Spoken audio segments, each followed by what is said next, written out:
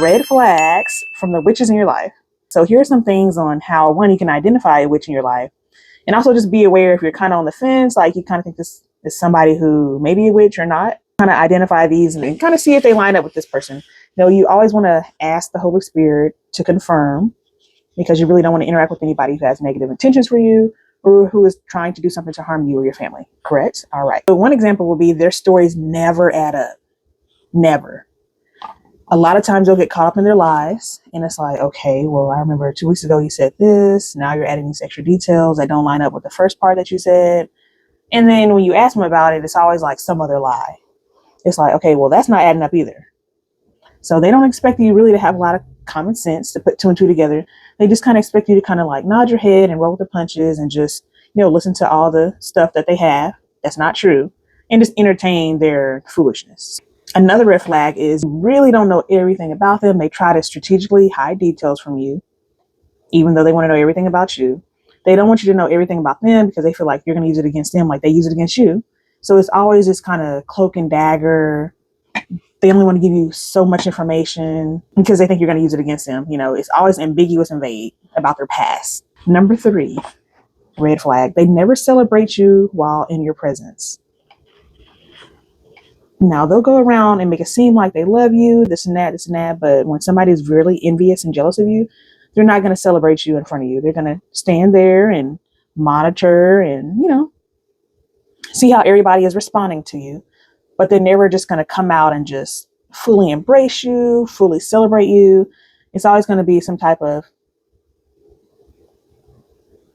or, yep, good job, Yep, congratulations, kind of a humdrum type answer. So don't expect them to be overly excitable for you, very happy that you're, have some type of achievement or success in something. That's just not going to happen. So it will never be a genuine expression or outward expression to celebrate you in front of you. And a lot of times they'll be there and you'll look over to them and they'll just be like,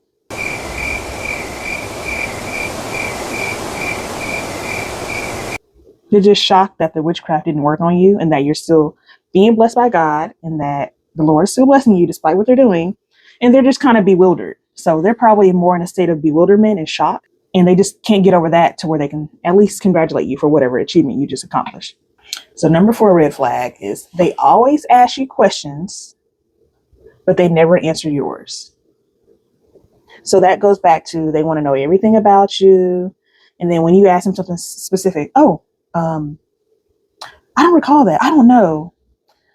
Or they'll just flat out ignore you. It's like, oh, okay. I see what kind of game you're trying to play. They like to play mind games. A lot of time, obviously, these witches are narcissists, a narcissistic personality, unfortunately. And, that's something that they'll have to pray through. And if the Lord can take that away from them. But, a lot of times there's no hope for these people, Number 5 red flag is they always seem to stare at you and analyze your every move. So a lot of times when you're at an event or you're over their house or you meet up with them or you're in a mutual social circle, they're always trying to watch you on the sly, eyeing you, seeing what you're up to, how you move, see how you answer certain questions, see how you carry yourself and how you interact with other people and how other people receive you. And they're trying to study you to try to mimic you. So their whole goal is to study you to try to imitate your essence, which it can't be imitated. You're one of a kind. Nobody can be you. Nobody will be you. And God only made one of you. So just remember that. Number 6 is they really don't try to hold a long conversation with you. It'll be a hi, how are you? A little fake hug if they want to hug you. Sometimes they don't. And then they're going about their business. Or they're trying to go to another part of the room and try to sit back and watch you and analyze you to try to, study you even more. It's never a solid two-way conversation. Number 7. So a number 7 red flag is they don't accept your gifts because they think you're doing the same witchcraft on them that they're doing to you. And let that sink in. So they may take it, but they really don't want it. I recall giving this particular person a gift and never heard back from them. Like, did they get the gift? Did they like it? I try to give really good gifts because, I think I'm just a gift giver. And never heard back from the person. All of a sudden, their mom called. So-and-so liked the gift. I said, oh, I said, so-and-so couldn't call. Okay. All right. Have a nice day. Click. And number 8 red flag is their personal relationships are shallow. So you never see a lot of people around them. There's always some type of misfortune with the people that they call their friends. People don't stay around them very long. You know, when people pick up on that these people are doing witchcraft or whatever, people don't stay around. Nobody's gonna stay around people like that. So that's just 8 things or 8 red flags from witches in your life, and 8 ways you can begin to identify a witch in your life as well. And pray to the Holy Spirit, pray to the Lord, you know, is this somebody I need to keep in my life? Is this somebody I need to remove out of my life? And just be guided by that. But I hope this will bring some type of light to the situation for you and direction. So thank you so much for watching. It's been a pleasure.